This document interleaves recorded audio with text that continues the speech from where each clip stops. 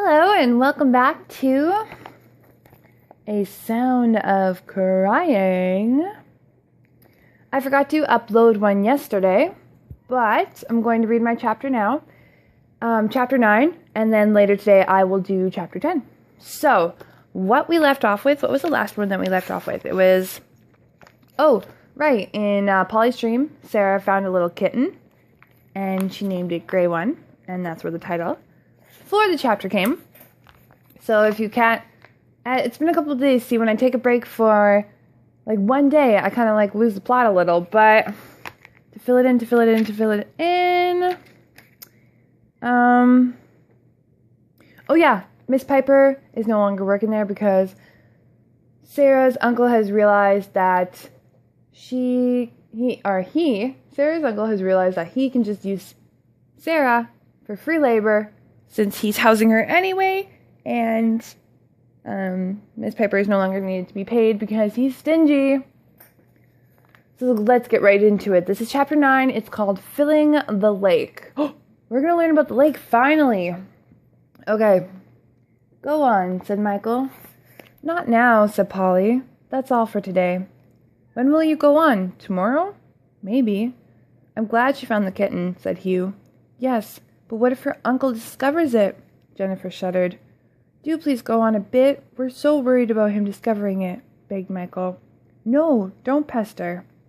The younger ones got up and went away dissatisfied, leaving Polly and Frederick in possession of the fallen tree trunk where they had all been sitting.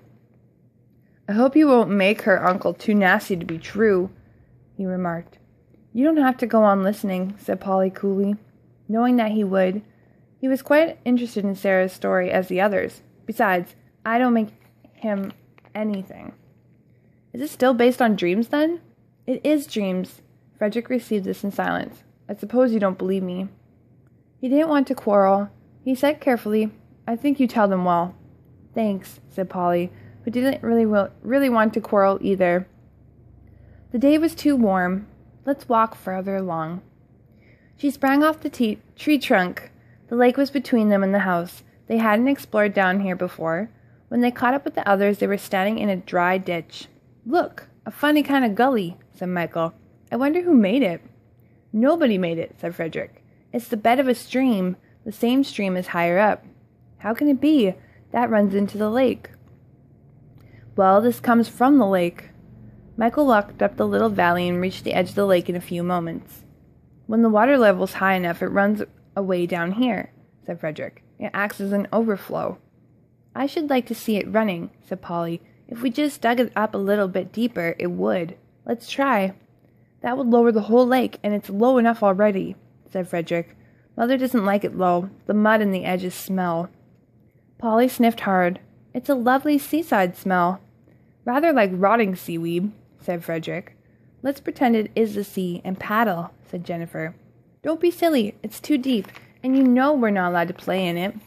Come away from the edge, ordered Polly. Now, we're nowhere near the edge, they complained, moving back a little. Dry streams are sad, said Polly thoughtfully. It ought to run. I don't see why it doesn't. There's all that water coming into the lake, and where does it go? All that water? Said Frederick. A mere trickle. But the stream's quite strong But the stream's quite strong. Where it comes in through the top of the wall, up by the pool, said Michael. I suppose most of it soaks away into the ground, replied Frederick indifferently. If we could stop doing that, mused Polly. The stream's pretty jammed up in places. Let's go and clear all the muck out of it so it can run into the lake, and then this one will run too. We'll get a current right across the lake. We could float boats across it. It's all right. It wouldn't be playing in the lake, she added hastily, seeing Frederick's mouth open. We could start them in the stream. Yes, come on, said Michael excitedly. Let's begin now. They rushed off around the lake. You'll each need a good strong stick, Polly called after them, and began to look around for one herself. Are you going to help, Fluff? I suppose I might as well, he said in lordly noises.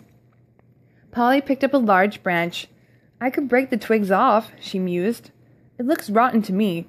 Here's one that's healthy, grunted Frederick, trying and failing to break the stick he held. Straight, too. Here. Gosh, thanks. But what about you? I'll find another one. Here's a good one. They strode off, picking remnants of those bark from their equipment.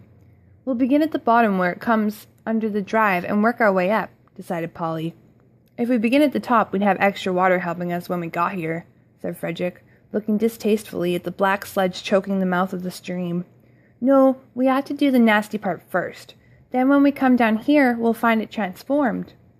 The younger ones were excited by this picture and made an instant start. Frederick, convinced almost at once that he could do it better, began to help. Once down at water level, he saw with relief that even Polly couldn't expect them to clean out the tunnel under the drive. The arch was too low to admit anyone. It was hot work. Frederick soon shed his sweater and tie, hanging them neatly over the branch of a tree. His cousins, who were wearing nothing but open-necked shirts and cotton dresses, respectively, anyway, couldn't follow suit, but a few minutes later Michael looked sideways at Polly and began to unbutton his shirt. Put it on a tree, then, she said. Frederick was astonished at the satisfaction he had from removing a dam and releasing a scummy, edging pocket of water in one joyful swirl. Occasionally, spongy ground on either side of the stream showed where the water which didn't reach the lake had been going. Hugh isn't helping, said Jennifer. It makes my feet wet, said Hugh gloomily. I don't like this game very much. Go down to the drive and you can watch the water coming more and more, suggested Polly. Hugh squelched away, trailing his stick. My feet are wet, too, said Michael. So are mine. Let's take our shoes and socks off, said Jennifer. Polly and Frederick, who had taken care to keep their own feet relatively dry, and who realized how sharp the rocks would be to bare soles, advised them not to, but they were determined. Frederick did wonder about going back to the house and changing into his hip boots, but decided he couldn't be bothered. Polly was too busy to remember that they must be approaching the pool until suddenly the sound of the waterfall rose above the noise they were making themselves. Good. That means we've just about finished. Frederick straightened his arching back. Polly seized on this. Yes, we have, haven't we? Come on, then, back to the lake. Nobody moved. But Polly, began Jennifer indignantly. We must go right to the very top, insisted Michael. It'll mean passing the pool, said Polly gravely. They don't mind the pool, broke in Frederick, irritated. What do you know about it? Demanded Polly. They didn't mind it in one bit when they came here with me. No, we didn't, agreed Jennifer. We like it. You never told me you'd come here. Never told me you'd come here again. Polly felt oddly betrayed. We forgot. Michael took her hand and gazed at her earnestly. You see, Polly, there was nothing here really. It was just that we got frightened like people do in the woods. It was bad enough that she already felt the first creepings of panic along her spine. To have Michael explain her fear to her was too much. She shook off and exclaimed fiercely, All right, then. We'll go to the very top. And since we're removing dams, what about that one there? She pointed to the fall. After a pause, Frederick said, It would take us ages. But think how the water would rush down, said Michael. It would be a tidal wave, said Polly. It would swoosh down the stream, scouring everything we've missed away. If we weakened it gradually from the side, pondered Frederick, it would eventually give away all at once. Come on, exclaimed Jennifer, splashing in among the spray. No, careful, careful. Keep to the bank, said Frederick. You don't want the whole lot coming down on top of you. Under his direction, they attacked the dam, heaving at slippery green boulders and dumping them on the bank, carefully levering out the larger ones which took 2 people to lift. In spite of their care, Frederick crushed a finger and Polly got a shoeful of water, but they labored on. They were possessed by the excitement of destruction. At last came the grand moment when the rocks began to rumble and slip independently. Leaping aside with yells of triumph, they saw the whole dam collapse in a thunder of escaping water. Keep up with it, cried Polly, and they rushed down the bank in the wake of a lolloping wave. It smothered out as they went, but even so the lower part of the stream was running far more strongly than ever before. When they reached the drive, they rested, listening admiringly to the new sounds they have created, the deep musical echo from the tunnel and the steady splashing where the stream spilled into the lake. I think the level's a bit higher already, said Frederick. Oh, quick, exclaimed Polly. I want to see it start overflowing. They charged around the lake to the dry ditch. It was still dry, but the water was definitely nearer its mouth. "It won't take long," said Polly confidently. "Couldn't we help it a little?" "No, we must let it happen all by itself." She forgot she had previously urged the opposite. Actually, the water rose very slowly indeed, and the younger ones got bored and went away. Frederick wasn't held by the same fascination as Polly, but he stayed because he had no energy to move. At last, she called to the others. "It's gotten there! Do you want to see?" They came running, but the sight was disappointing. A thin, dusty trickle which quickly lost itself among the dead leaves. Frederick worried for a moment that Polly would suggest clearing the channel now. However, she was too tired. "Oh well, it's happened," she said. "We'll come back after supper. It will be running better then." When they went into the house, they found they had been gone longer than they thought. In fact, Uncle Clement was home.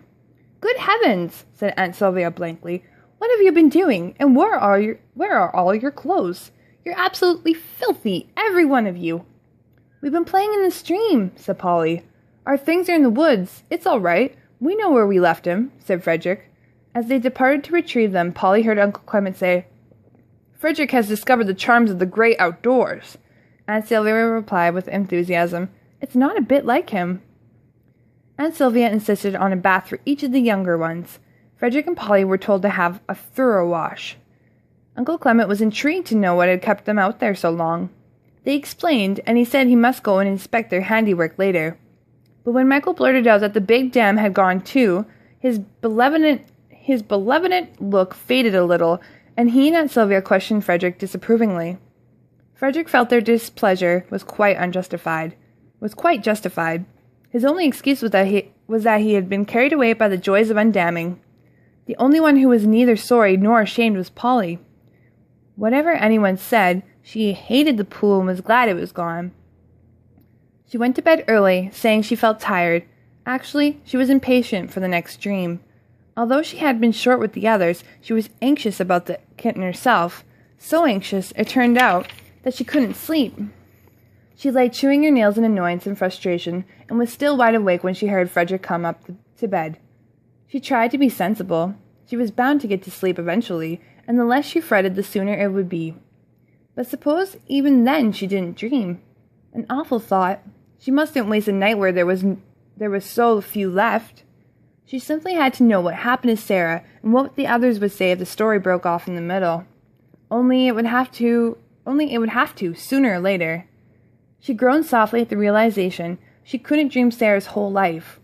When it came to the last dream, she would have to tell it so it seemed like a proper ending.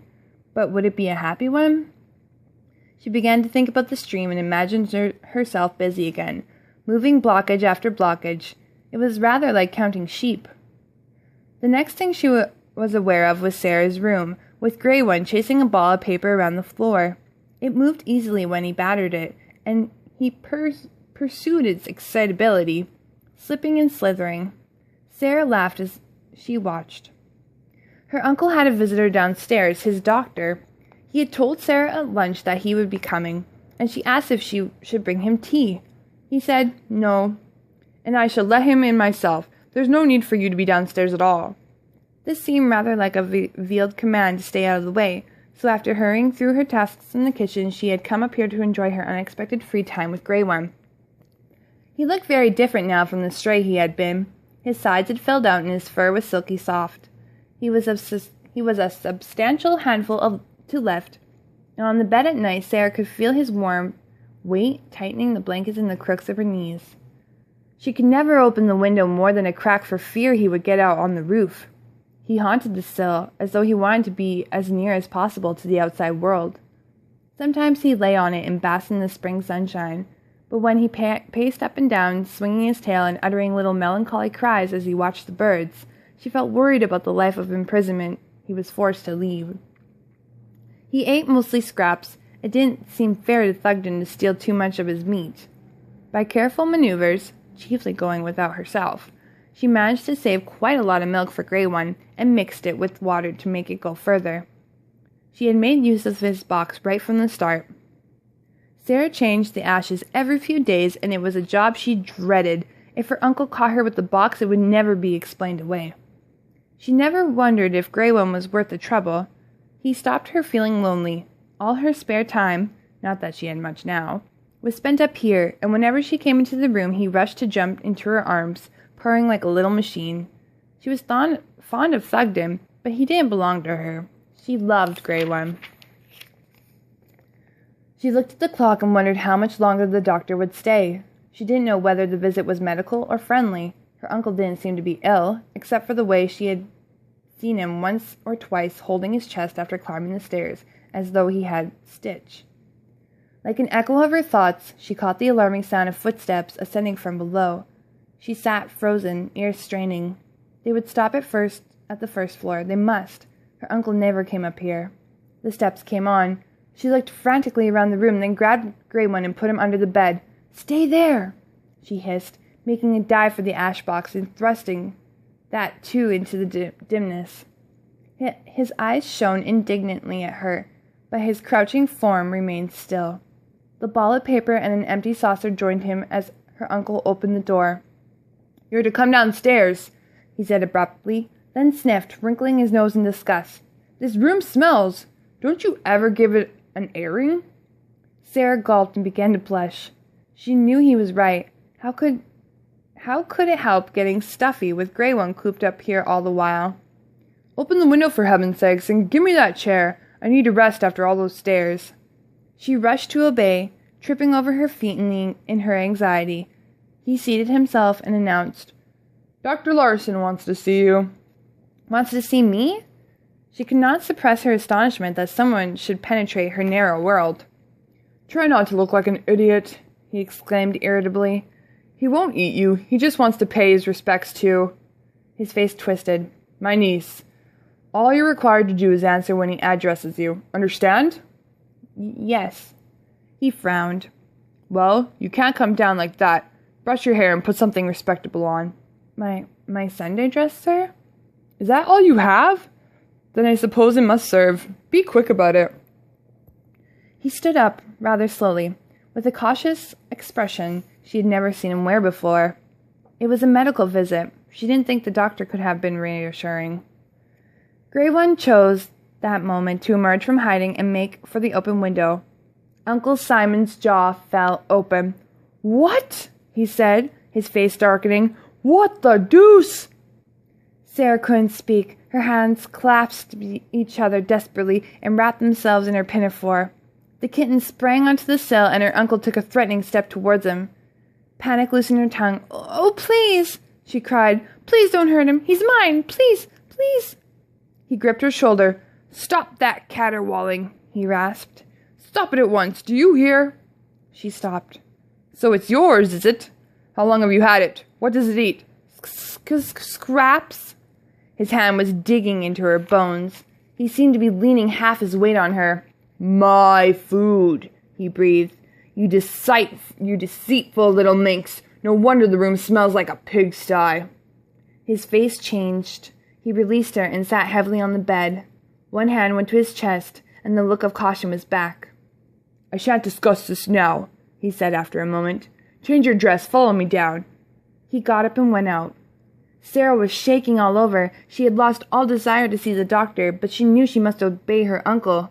She closed the window first of all. She couldn't let Grey One risk falling off the roof when he had just escaped being hurled to the ground by her uncle.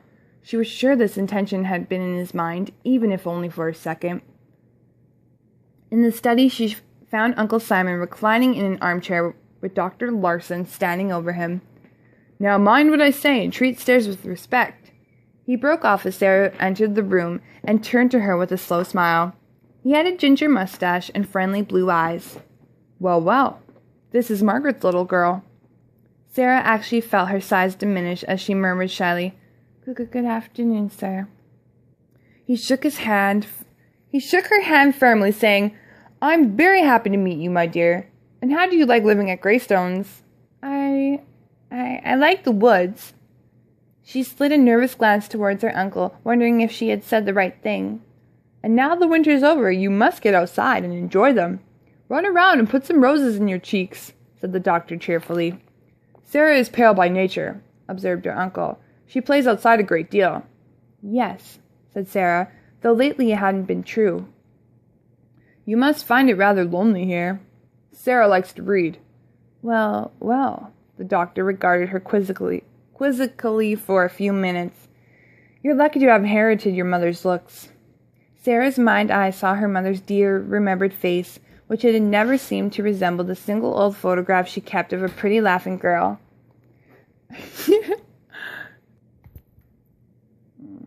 Which had never seemed to resemble the single old photograph she kept of a pretty laughing girl. A confusion of emotions made her cheeks grow warm. Ah, now you've got a bit of color, said the doctor delightfully. I think it's the black dress that makes you look so pale. Need you still wear mourning, my dear? I confess I don't like to see children in black. Sarah didn't know what to say. This, before it was dyed, had been her best dress when her mother was alive. Her other clothes were very few and very shabby. Sarah wishes to show proper respect for the dead, said her uncle repressively. She gazed down at her lap, relieved to be saved by the necessity of a reply. Yes, of course. Dr. Larson sounded apologetic and changed the subject quickly. By the way, if anything should be an unlucky chance happen to you, Sarah is provided for, of course. Sarah, will you fetch us some tea? The doctor looked rather surprised at the interruption. As Sarah hurried out, her uncle began. Alas, these are hard times, and my literary activities bring in barely enough on which to manage. As soon as she reached the kitchen, Sarah's mind switched to the awful problem of Grey One. Her hands prepared tea automatically while she speculated fearfully on what punishments he would receive. She hoped the doctor wouldn't leave for a long while. When she wheeled the trolley into the study, he was saying, But the house? Uncle Simon shook his head. Mortgaged. He looked the tea things over and said in tones of controlled annoyance, You've forgotten to bring china for yourself. Do you intend to starve?